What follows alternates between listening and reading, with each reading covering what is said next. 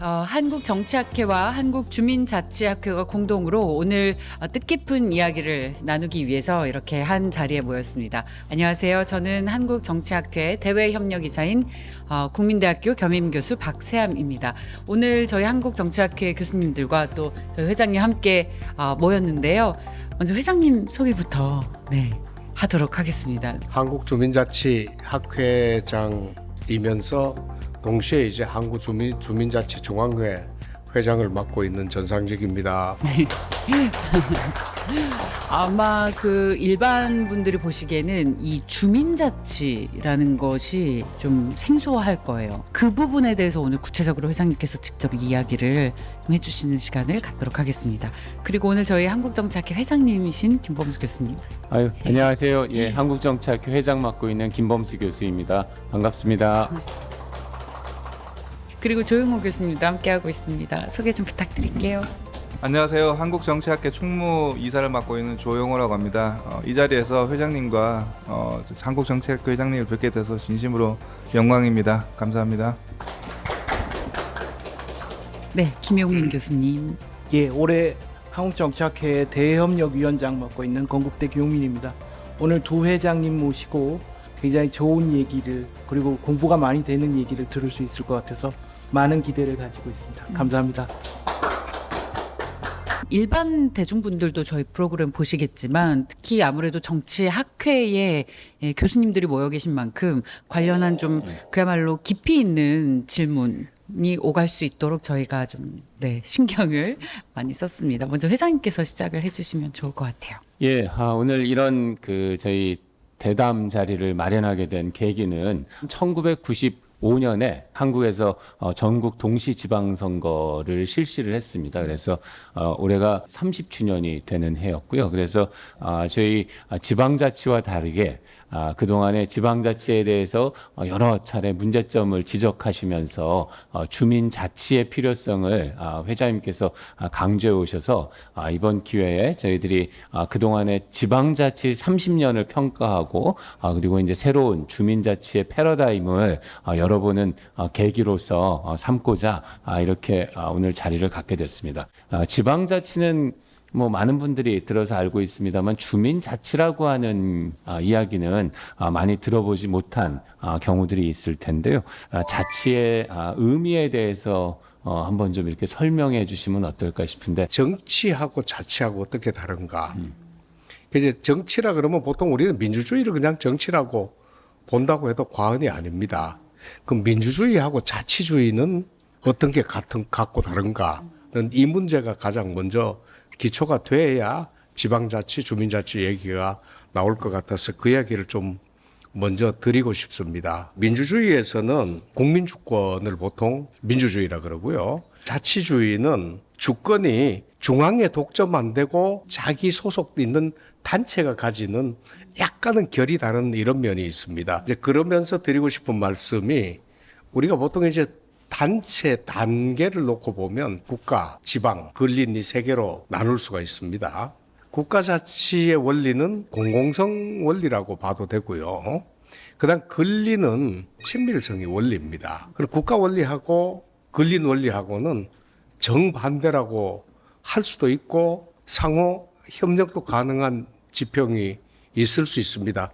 거기에 관해서 이제 쭉 살펴나가는 게 아마 단체자치, 지방자치, 주민자치 문제가 아닌가 이렇게 먼저 설명 좀 드리고 싶습니다. 지금 말씀하신 자치, 주민들이 직접 이렇게 통치를 한다라고 이야기하셨던 거는 넓게 보면 소위 이야기하는 직접민주주의를 이야기하는 것으로 들리는 측면도 있는데 주민들의 직접민주주의와 자치, 요거는 좀 다른 개념인가요? 어떻게 되나요? 같습니다. 자치의 한 형식으로 직접민주제가 가장 유력합니다. 주민자치는 국가사를 담당하는 것도 아니고 지방자치단체 일을 하는 것도 아니고 살고 있는 주민들의 직접 생활사입니다. 생활관계들을 하기 때문에 당사자들이 그 현장의 사정을 감안해서 직접 결정하고 실행하는 그게 이제 주민자치 거든요. 근데 그렇게 직접 결정하고 실행하는 형식이 직접 민주제라고 볼 수 있습니다. 그럼 관련해서 또 추가적으로 한번 제가 또 질문을 드리겠습니다. 우리나라에서 1995년 6월에 지방선거가 전국 동시 지방선거가 실시된 후에 30년이 지났습니다. 그래서 새롭게 이재명 정부가 출범했습니다. 이러한 지난 30년의 경험을 바탕으로 회장님께서는 그동안에 지방자치에서 주민자치로의 패러다임 전환이 필요하다라고 주장해 오신 것으로 알고 있습니다. 지방자치에서 주민자치로 패러다임 전환이 왜 필요한지, 이 의미가 무엇인지 회장님의 견해를 듣고 싶습니다. 중세 유럽 같은 경우는 국가가 있고 그 지방이 있었습니다. 이때 봉건제가 발달하면서 국가 권한이 자연스럽게 지방으로 이양이 됐습니다. 그 상태에서 시민혁명이 일어납니다, 이제. 그러니까 자연스럽게 지방의 권한이 주민들한테 이양이 됐습니다.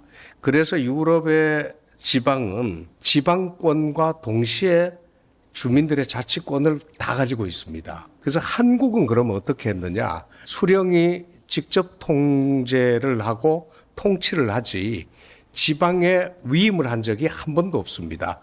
지금도 지방자치라고 하는데 유럽식의 지방권은 인정해 줬습니다만은 아직도 주민들이 지방자치단체를 통제할 수 있는 주민권은 부여가 되지 않고 있습니다. 이게 이제 한국의 주민자치 30년사를 돌아보면서 우리가 극복해야 될 부분이 지방권을 어떻게 더 명확하게 할 것인가, 또 주민권을 어떻게 더 명확하게 만들어서 지방자치 제도를 발전시켜 갈 것인가 하는 게 이게 아마 우리 앞으로의 과제로 될 것 같습니다. 그동안의 지방자치 30년 이런 그 과정들을 보면 지방자치단체장들에게 일정 정도 중앙의 권한이라든가 이런 것들을 지방자치단체에 이양하고 지방자치단체장으로 선출된 분이 그러한 권한을 행사하긴 했지만 주민들의 참여가 이루어진 그런 주민자치는 올바로 이렇게 이루어지지 않았다라는 취지로 제가 이해한 게 맞는지 한번 확인차 또 여쭙습니다. 맞습니다. 그 전에 헌법학자들한테 물어보면 국민주권을 다 인정합니다. 그런데 주민주권은 절대 불가능하다 그럽니다. 왜냐하면 같은 동일한 사람이 주권을 행사해서 만든 국가하고 동일한 사람이 주권을 행사해서 만든 지방자치단체가 격이 같으면 단체끼리 충돌을 한다는 겁니다. 이제 이런 것 때문에 주민주권은 인정하지 않는데 유럽은 그게 주민주권들이 묵시적으로 다 인정이 되어 있습니다. 명시적으로 주민주권 인정한 데는 없습니다. 지방자치단체에 이양을 하고 지방권을 이양하고 이양된 지방자치단체를 주민들이 지배할 수 있도록 하면 이게 이제 가장 발전된 형태거든요. 우리는 지금 현재 주민들이 지방자치단체에 참여할 수 있는 방법은 전혀 없습니다.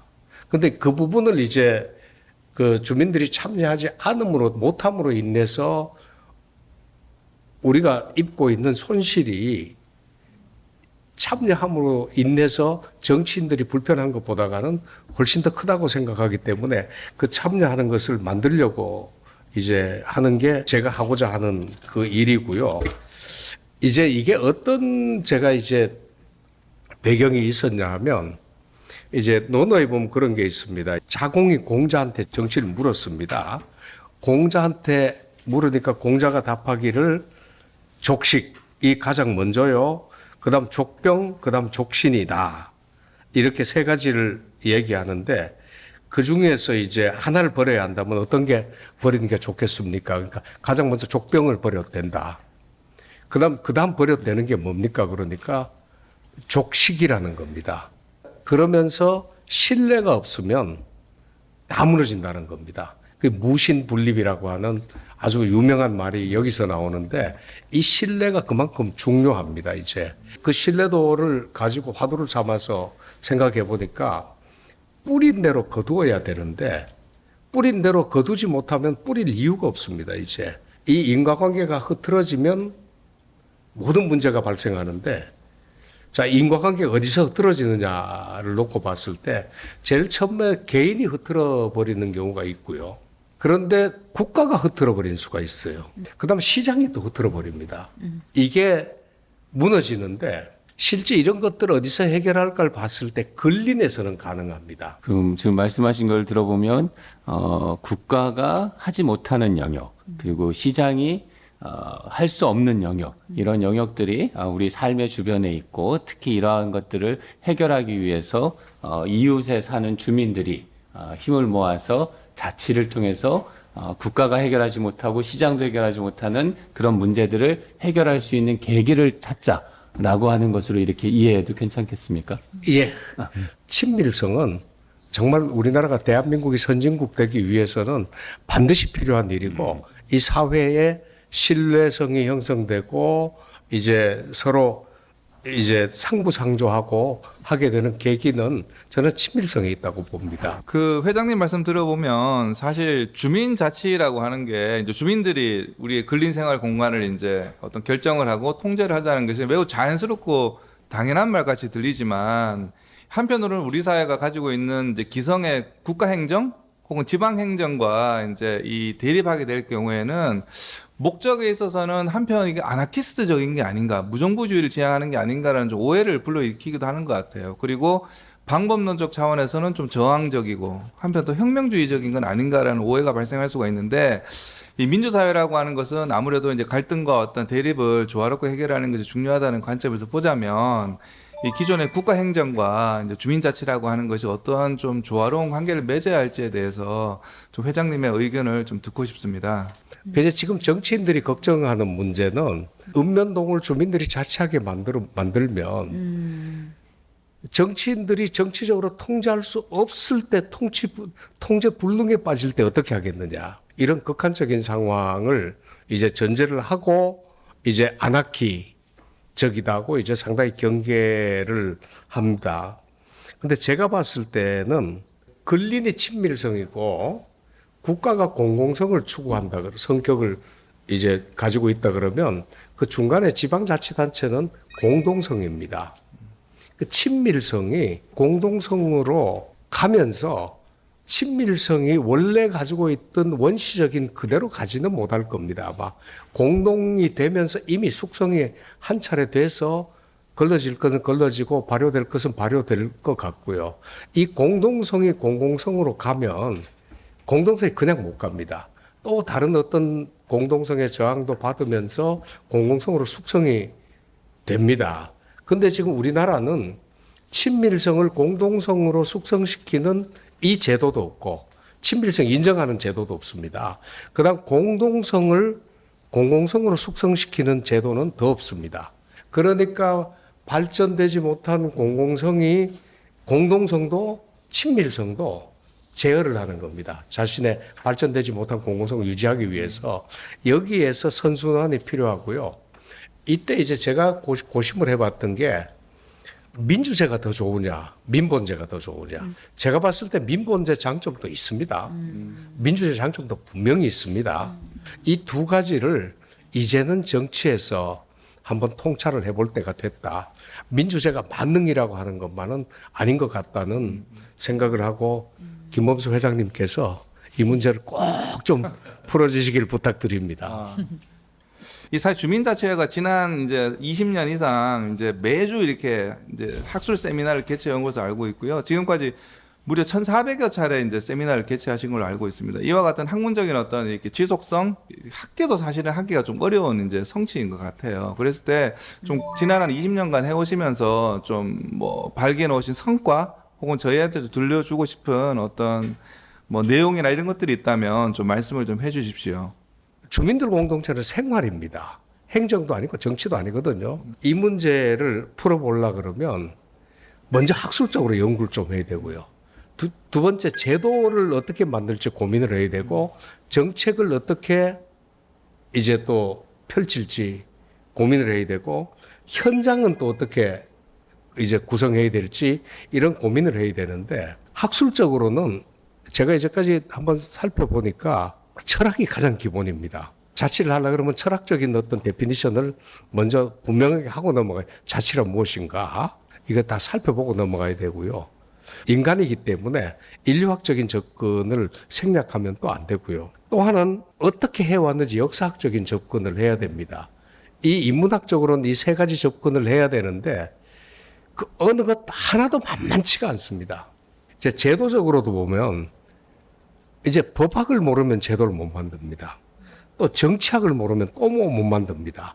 행정학을 모르면 또 못 만듭니다. 이제 정치학, 행정학, 이제 법학까지 다 공부를 해야 이제 주민자치라는 제도를 겨우 만들 수 있고요. 정책을 만들려 그러면 사회에 관한 사회학, 교육학, 경제학 또 다 공부를 해야 됩니다. 그다음에 이제 현장에 오면 이 현장은 또 경영을 해야 됩니다. 이렇게 놓고 보면 아무리 적어도 10개 학문의 학제간 연구가 있어야 자치라는 얘기를 한번 훑어볼 수 있는데 이렇게 해서 지금까지는 1200번을 해서 겨우 기초 개념에 관한 동의를 확보했다 그러면 지금부터는 좀 발전을 더 시켜야 됩니다. 이제 구체적으로 발전시키려 그러면 할 일이 더 많은 것 같습니다. 아마 매주 해도 부족하면 일주일에 2번 할 수도 있을 것 같습니다. 이제. 지난해부터는 중국의 길림대학교와 함께 그 한중 사회발전과 지방 거버넌스 비교 연구라는 학술 세미나를 이제 참여해 오셨고 올해는 중국 분들을 초청해서 서울에서 또 이제 공동 학술 대회를 이제 기획 중인 것으로 알고 있습니다. 아울러서 이제 올해 초에는 일본의 신시로시를 직접 탐방하셔가지고 또 그쪽의 사례 연구도 이제 포괄하고 계시다고 알고 있는데 회장님의 이제 어떤 경험과 이제 연구상의 어떤 이 어떤 관점에서 해외 사회와 국내 주민자치를 좀 연결하는 위한 노력 혹은 뭐 유사점이랄까 좀 그런 부분에 관해서 말씀을 좀 해주십시오. 유럽 같은 경우는 중세에 지방권이 형성됐고요. 그다음에 이제 프랑스 혁명 이후에 주민권이 형성돼서 이제 지방권과 주민권이 결합을 해서 이제 지방자치가 탄생했습니다. 근데 중국은 전혀 다릅니다. 양카이다오라는 이제 그 사회학자가 1930년대 연구했는 거를 보면 주민자치는 생활 세계 플러스 민주주의입니다. 이 민주주의는 국가 민주주의와 관계없습니다. 그 중국의 소수민족들은 국가 권력이 통제하지 않은 영역에서 민주제로 운영한 데가 엄청나게 많습니다. 제가 봤을 때 한국의 이 생활세계 민주주의는 조선 때는 있었습니다. 왜냐하면 국가 권력이 안 미쳤는데 이 부분을 일제가 식민지 통치를 하면서 국가 권력으로 뭉개버렸거든요. 근데 이걸 다시 살려내야 되는데 그게 이제 중국에 아마 제가 보기에는 그 원형들이 있을 것 같습니다. 이제 길림대학교하고 이런 것들을 이제 같이 연구하기 위해서 이제 작년에 시작을 했고요. 또 더구나 이제 동양 3국 중에서 일본이 주민자치가 되게 발달되어 있는데 일본이 전체적으로 보면 전체주의 같지만은 마을에서는 전체주의 요소도 있지만 외형 형식으로는 전체주의는 문화로 스며 있고요. 제도로는 민주주의가 잘 깔려 있습니다.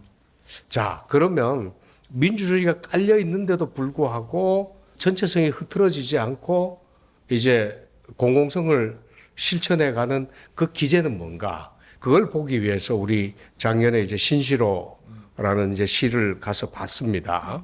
봤더니만 아무리 위임을 해도 위임하면 민주제로 이제 이렇게 이제 바텀업이 되는데 바텀업 및 바텀이 잘 작동해서 업 되더라도 별로 부작용이 없이 훨씬 더 바람직하게 이루어지는 그 과정들이 신시로 있었습니다. 이제 이런 것처럼 한국이라는 울타리 안에서 주민자치를 아무리 연구해도 찾지 못하는 부분을 중국이나 일본에서 이제 찾으려는 노력은 계속하고요.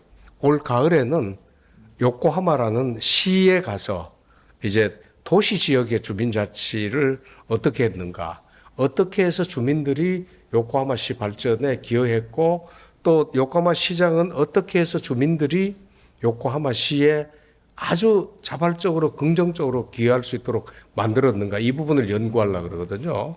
나중에 회장님도 한번 요코하마 같이 가시죠. 예, 알겠습니다. 네. 제가 요코하마에서 대학을 나왔습니다. 그래서 요코하마는 요코하마에 나오죠. 제가 지금까지 회장님 말씀하신 걸 쭉 들어보다 보니까 결국은 이제 주민자치라는 것이 한국 사회에서 좀 더 이 침투가 되고 이해가 되려면 그 아까 말씀하신 대로 11가지 학문이 이제 학제 간 협력을 해야 되고 그러면 학문적 이론적으로 정립되는 작업이 굉장히 필요할 것 같은데 그래서 그런 작업을 계속 해오셨고 이제 그 결실로 이제 각 전국의 주요 대학의 주민자치학이라는 강의가 상당수 개설된 걸로 알고 있습니다. 그래서 현재 몇 개 대학에서 어떤 형태로 학부라든가 대학원이라든가 어떤 형태로 진행이 되고 있고 앞으로 더 어떻게 발전을 시키실 건지 그것에 대해서 좀 소개해 주시는 시간이 있었으면 좋겠습니다. 주민자치론이라는 강좌 과목하고요. 주민자치학이라는 이제 과 개념하고 두 가지로 저희들이 추진을 하는데 주민자치론은 이제 학부에도 개설된 데가 있고 이제 그 대학원에 석사 과정으로 개설된 데가 있습니다. 이제 대학원은 이제 중앙대학교, 서울대학교, 전북대학교, 충남대학교, 건국대학교, 이제 가톨릭대, 숭실대 이제 한 7군데에서 대학원에 주민자치론 과정이 개설되어 있고요. 학부에는 대진대나 순천대나 이제 대구대에 뭐 어떤 데는 교양 과목으로 어떤 데는 전공 필수 과목으로 이렇게 설계가 되어 있는데 특이한 게 중앙대 같은 경우는 이번에 그 대학 원생 과목에 동작구 주민자치 회장들을 다 무료 청강하도록 초빙을 했습니다. 이런 좋은 강의를 이제까지 들을 기회가 없었다고 이제 아주 출석률이 아주 좋으셨어요. 그다음에 이제 일반 대학원에 연구를 중심으로 하는 이제 그 주민자치 학 과정을 개설하려고 하는데요. 이게 이제 제가 봤을 때 이런 것 같습니다. 이론만 공부하는 거하고 현장 공부하는 거하고 두 가지가 있어야 되는데 주민자치에 관해서는 우리나라는 이론도 없고 현장도 없습니다. 근데 유럽에는 현장은 있는데 이론이 없습니다. 왜냐하면 생활로 정착이 돼버리니까 이론 공부 안 합니다. 그래서 이제 후발인 우리는 이론도 하고 현장도 공부해야 되는 두 가지 다 합니다. 왜냐하면 우리 학자를 양성해 놓지 않으면 제가 보기에는 현장에 있는 사람들로는 전승이 어렵다고 생각돼서 앞으로는 이제 학교에서 이제 정식으로 이제 정말 밥 먹고 살 수 있는 공부로 정착시키려고 애를 쓰고 있습니다.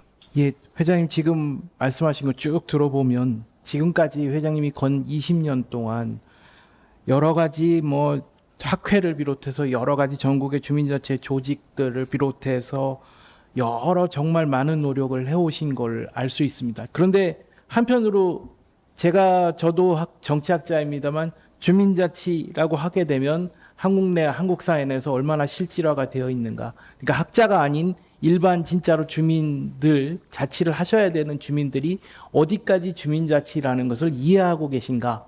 라는 것을 오늘 회장님의 인터뷰를 쭉 들으면서 굉장히 좋은 얘기고 맞는 말씀이지만 갈 길이 아직 멀다라는 느낌을 저 개인적으로 받게 되는데 그러면 지금 현재 한국의 주민자치 뭐 제도도 있고 현황도 있을 것이고 분위기도 있을 것이고 여러 가지 교육도 있을 것이고 여러 가지 말씀하셨는데 현 실태를 전반적으로 종합적으로 평가해 주신다면 어떻게 생각이 되실까요? 한국에서 읍면동이 있는데 읍면동장을 주민들이 선출하지 못하고 시장군수 구청장이 공무원으로 임명을 합니다. 그러니까 읍면동 지역사회는 행정관료가 독재를 하고 있기 때문에 행정적인 측면 이외에 정치적인 측면, 사회적인 측면이 전혀 발달하지 않고 있습니다. 또 동일하게 통리장을 읍면동장이 임명하고 있기 때문에 관료가 필요로 하는 정도 이외에는 정치적으로나 사회적으로 완전히 방치되어 있습니다. 이 부분에 정치적인 기제들도 살리고 이제 사회적인 기제들도 살리는 게 주민자치의 가장 기본적인 임무인데 그 부분을 정치인들이나 관료들이 가장 반대를 하고 있다. 그게 장애라는 말씀을 먼저 좀 드리고 싶고요. 지금은 은퇴하는 세대가 무지하게 많습니다. 1년에 뭐 제가 보기에는 아무리 안 돼도 3, 40만 명은 될 텐데 이분들이 은퇴하자마자 등산이나 하고 하이킹이나 가고 이렇게 인생을 보낸다고 그래서 그분들이 행복하지 않습니다. 뭔가 일을 해야 되는데 이분들의 능력을 받아줄 수 있는 정치 제도도 없고 관료 제도도 이제 지방 제도도 없어가지고 그 말하자면 이렇습니다. 어제 우리 부암동 같은 경우도 읍면동 공무원 10몇 명 가지고 있는 능력보다가 부암동에 있는 주민들에 관한 능력은 훨씬 강합니다. 문화행사 하나 기획하라 그러면 저희 문화행사 기획해서 사장도 있고 예능인도 많고 이분들 모으면 공무원보다가 한 10배는 금방 할 텐데 공무원들은 이분들을 활용할 수 있는 방법이 없습니다. 그러면 이분들이 능력이나 뜻이 좋은 뜻이 담기고 능력이 담겨가지고 발휘될 수 있는 시스템이 뭐냐? 저는 이걸 주민자치라고 보거든요. 그런 면에서 어떻게 보면 사회가 가지고 있는 자치 역량을 국가가 억누르고 있다. 이 부분들을 좀 한번 정치적으로 해결해야 될 문제입니다. 예, 회장님 지금 말씀 쭉 들어보니까 주민자치가 원활하게 안 되고 있다라는 말씀을 지금 쭉 하셨는데 그래서 문제의식 차원에서 자체적으로 주민자치 평가원 만드셔가지고 올해부터 이제 지방의회 조례라든가 예를 들면 여러 가지로 평가를 하시면서 우리나라 주민자치가 어디까지 와 있고 어떤 단계에 도달해 있고 학술적으로 분석하시는 작업을 하시고 계시는 것 같은데 그러면 그 주민자치평가원의 작업이 어느 정도 진행이 돼 있는지 그리고 앞으로 어떤 차원의 어떤 방향의 분석을 더 하시려고 하는지 그것에 대해서 좀 소개를 부탁드리겠습니다. 우리나라 이제 주민자치 여러 가지 중에서 문재인 정부의 표준조례가 이제 그 주민자치에 끼친 영향이 가장 크기 때문에 그것을 한번 평가를 한번 해보겠다 그러는데 문재인 정부 표준조례 총 평가 점수가 마이너스 36.91이 나왔습니다. 자, 이 이야기는 주민자치를 하면 할수록 망한다. 망할 수밖에 없다. 이게 치명타입니다. 이런 이제 먹줄을 튕겨갖고 재주는 이제 이 역할을 평가원이 하고 있고요. 이제 그다음에 해야 될 거는 이제 숫돌에 쇠를 갈아가지고 날카롭게 만드는 제도, 정책 이걸 만드는 걸 하려 그러는데 그게 이제 하려 그러다 보니까 이 평가가 먼저 좀 혹독하게 나와야 될 것 같아서 내놓고 있습니다. 나중에 한번 발표할 때 보고 드리겠습니다. 오늘 회장님 얘기 들으면서 저는 굉장히 많은 생각을 했는데 앞서 김용민 교수님께서는 요코하마에서 대학을 다니셨다고 하셨잖아요. 저는 일본에서 초등학교를 다녔어요. 그 아버지가 대사관에서 근무를 하셔서 아자부 주방이라는 상당히 좋은 데서 네, 유치원과 초등학교를 다녔습니다. 네, 그리고 아버지가 저 대학 시절에 일본에서 박사 학위를 공부하실 때도 가서 살았었어요. 그러니까 저는 유학생이나 이방인이 아니라 그 현지인처럼 완전히 흠뻑 젖어서 살았거든요. 근데 당시에 우리나라는 동사무소나 지자체에서 하는 행사나 뭐 페스티벌 이런 거를 사실 참여를 잘 안 하잖아요. 인기가 별로 없잖아요. 네. 그 좋은 동네인 아자부 주방에서도 지자체에서 실시하는 행사를 정말 저희 적극적으로 참여를 했어요. 네. 일본 맛들이라는 문화도 물론 있습니다만 굉장히 잘 돼 있고 그리고 아시다시피 일본은 서로 물건을 주고받고 물려받고 하는 것이 굉장히 활성화돼 있어서 그걸 지자체 차원에서 그런 장터를 마련을 해요. 그러면 누구나 가서 무조건 거기서 누가 쓰던 물건을 가서 싸게 받아오는 거예요. 그래서 저는 한국에 왔는데 그 애들이 새 거를 사서 쓰는 게 보통인 걸 보고 되게 놀랐어요. 그리고 우리가 뭐 동사무소나 이런 데서 하는 뭐 영어 수업이라던가 뭐 체육 수업이라던가 이런 거 거의 안 가고 사기업에서 하는데 사교육을 받잖아요. 근데 거기는 지자체에서 하는 그런 활동들도 굉장히 적극적으로 참여합니다. 재능 기부도 하고 그 되게 저렴하게 하고. 저는 아마 이것이 말씀하셨던 오늘 주민자치의 아주 좋은 모델이 아닌가. 그럼요. 예, 예. 그래서 저희가 어렸을 때 그렇게 살던 경험이 있어서 지금 아버지, 어머니 은퇴를 하셨는데도 그 살고 계시는 지자체에서 엄청 활발한 주민자치 활동을 하고 계세요. 그 재능 기부를 통해서 아버지도 어머니도 뭐 많은 것들을 이제 주민사회와 민글하시다 보니까 이것이 나중에 어떤 시니어들의 어떤 공동체 그런 부분에 대한 새로운 좋은 대안도 될 수 있을 거라고 생각해서 저는 말씀을 들으면서 이게 학문적으로 연구하는 것도 같이 있지만 우리 앞으로의 시민사회의 성숙을 위해서 실용적으로도 굉장히 의미 있는 학문이다. 네, 라는 예. 생각을 했습니다. 아이고 이해해 주셔서 고맙습니다. 본격적으로 질문을 드리면 지금 계속해서 말씀을 하셨던 게 주민자치가 성공을 하려면 중앙정부의 어떤 영향권에서 벗어난 자체적인 힘을 발휘해야 된다라는 말씀으로 전 이해를 했는데 주민자치와 정치의 관계 이 관계 설정을 잘 해야 주민자치가 앞으로 실용적으로도 성공을 할 수 있을 것 같습니다. 여기에 대한 관계 설정을 좀 부탁드립니다. 읍면동부터 먼저 말씀드리면 읍면동장을 행정공무원으로 임명함으로 인해서 읍면동민의 읍면동장 선출권이라고 하는 정치적 기본권을 완전히 박탈해 버렸습니다. 그 정치적 기본권만 발탁된 게 아니라 읍면동장이 행정행위를 독점함으로 인해서 지방의 읍면동에 있는 생활관계나 정책관계 일도 전부 행정 절차에 매몰되고 그게 정치 영역으로 나오질 못하는 겁니다. 내가 봤을 때 행정적인 일들을 정치 영역화 시켜서 주민들이 참여를 하면 그 정책 효과도 훨씬 높아지고 주민들의 정치 역량도 높아지고 그러면서 주민들의 친밀도도 높아지고 사회 자본도 증가하고 여러 가지 긍정적인 일이 많을 텐데 행정이 독점함으로 인해서 정치와 사회를 잠식하고 있는 게 가장 크고요. 그렇게 됐을 때 문제가 뭐냐면 사회 자본입니다.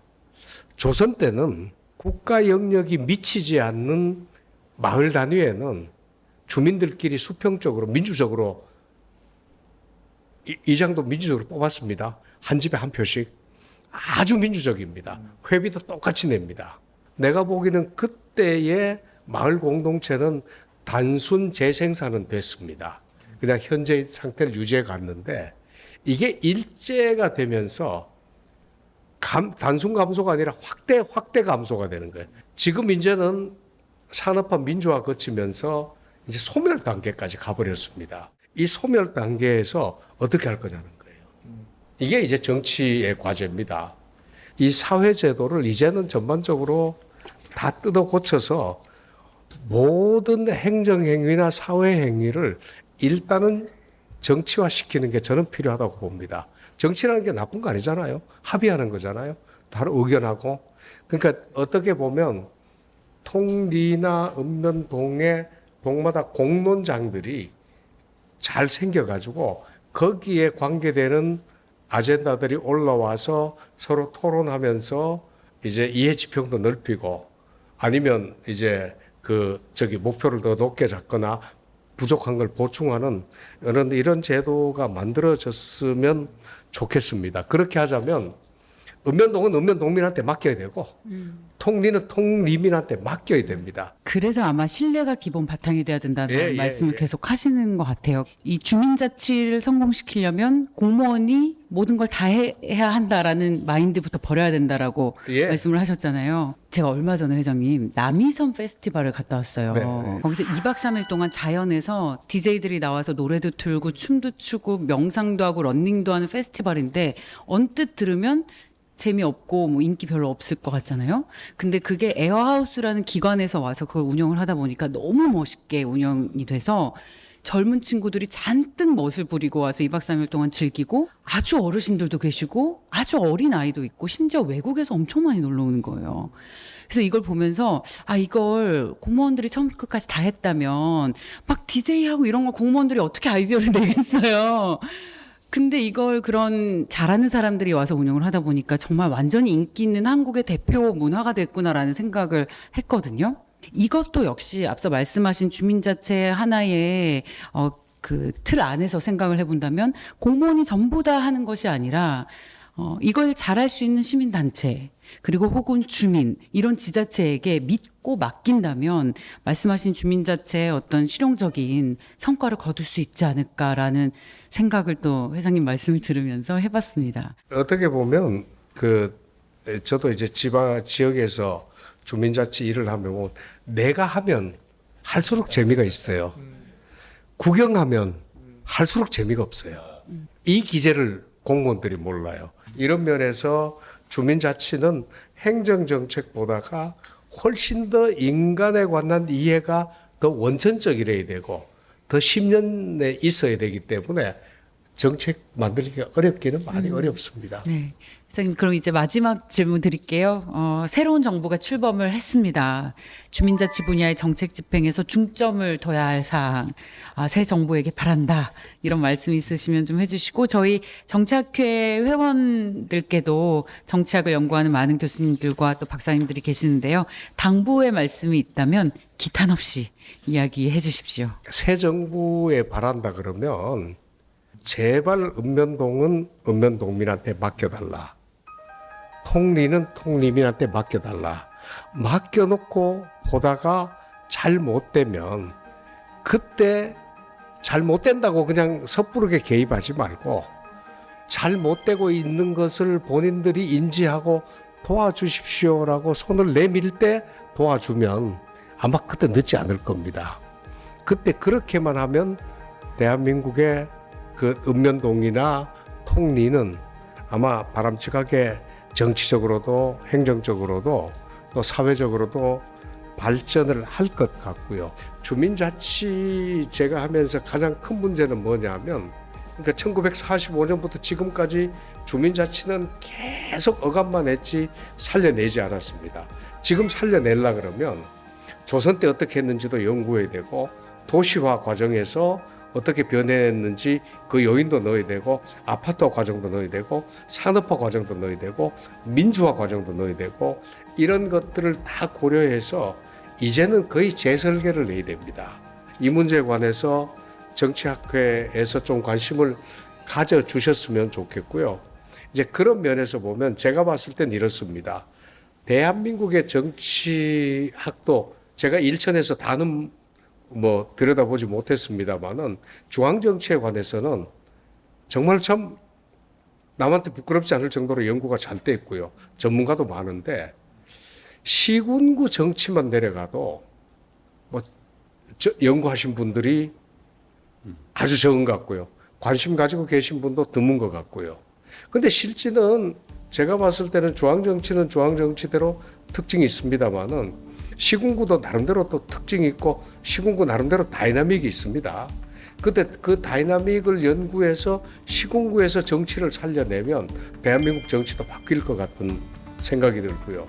읍면동 같은 경우도 지금은 관료가 독점하고 있는데 이 관료 독점을 깨고 나면 주민들이 가지게 되면 반드시 정치 현상이 일어납니다.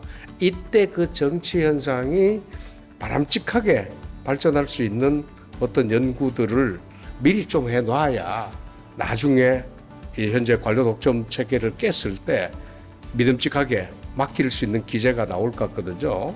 이제 그런 연구를 이제는 좀 정치학회에서 좀 많이 해주셨으면 좋겠습니다. 사실 그 회장님 말씀하시면서 저희 정치학자들이 정말 중앙 정치 또는 국가 단위에서 이루어지는 이런 일들에 너무 좀 관심을 많이 쏟다 보니 지방 자치 문제라든가 또는 지금 말씀하신 주민 자치 문제에 좀 소홀했던 것이 아닌가 반성하게 되었습니다. 앞으로 저희 학회 차원에서도 그런 분야에 좀 더 많은 관심을 기울이고 같이 연구할 수 있는 그리고 이렇게 어젠다로 논의할 수 있는 그런 환경을 만들도록 최대한 저도 노력하겠습니다. 예. 조용희 교수님 말씀 다 듣고 나니까 표정이 되게 비장해지셨는데. 전상진 회장님 말씀을 이제 한 2, 3년 전부터 이제 들어왔고 오늘 좀 더 그 부분을 좀 더 요약해서 좀 더 이렇게 잘 들어서 사실 이제 많이 배울 수 있는 기회가 된 것 같습니다. 앞으로 정치학회와 주민자치회가 좀 더 연결될 수 있도록 뭐 작은 기여를 했으면 좋겠다라는 생각을 가지고 있습니다. 오늘 감사합니다. 저는 오늘 원래 제 전공은 이제 지역 연구고 국제 정치인데 여러 가지 생각이 많이 들었습니다. 이게 그 단순히 이게 한국 정치니까 뭐 한국 정치 하시는 선생님, 뭐 지방 연구하시는 선생님만 하시는 게 아니고 이것을 이제 저희는 제도도 만들어야 되고 문화도 만들어야 되고 이제 두 가지를 한꺼번에 연구도 하면서 제도도 만들어야 된다고 하면 상당히 지역 연구하는 사람들도 할 역할이 많겠구나라는 생각이 들었습니다. 감사했습니다. 오늘 여러 가지 많이 배웠습니다. 저는 읍면 동장 선거의 독립성 회복을 촉구하는 것으로 말씀을 마무리 짓겠습니다. 오늘 덕분에 저희 한국주민자치학회와 한국정치학회가 공동으로 뜻깊은 대담을 이어갔습니다. 회장님 마지막으로 어떠셨는지 인사 간략해 주시고 마무리 짓겠습니다. 관심 가져주셔서 정말 고맙고요. 회장님 이제 어떻게 보면 앞으로 이제 IT 발전되고 AI 발전되고 이렇게 되면 이제는 이거를 돌파해 나갈 수 있는 거는 그냥 관료 시스템이나 정치인 시스템만으로는 뭐 도저히 불가능하기 때문에 이제는 집단지성이라고 하는 뭐 그 정도 차원도 훨씬 넘어서서 이 문제를 이제 풀어나가야 될 그 입장에 당면해 있는데 이 부분을 어떻게 보면 관료들이 결심해서도 안 되고요. 주민들이 결심해서도 안 되고 정치인들이 결국은 결심을 해 주셔야 됩니다. 저 주민들이 내 말을 안 듣는다고 듣게 순치시킬 게 아니라 주민들이 내 말을 안 들어도 주민들이 가지고 있는 생산성을 마음 놓고 발휘하게 하도록 하는 것을 나의 공덕으로 만들 수 있는 그런 어떤 통큰 정치인들이 좀 나왔으면 좋겠습니다. 고맙습니다. 네, 감사합니다. 자, 그럼 오늘 말씀 여기서 마치도록 하겠습니다. 고생하셨습니다. 수고하셨습니다. 아유, 고생하셨습니다.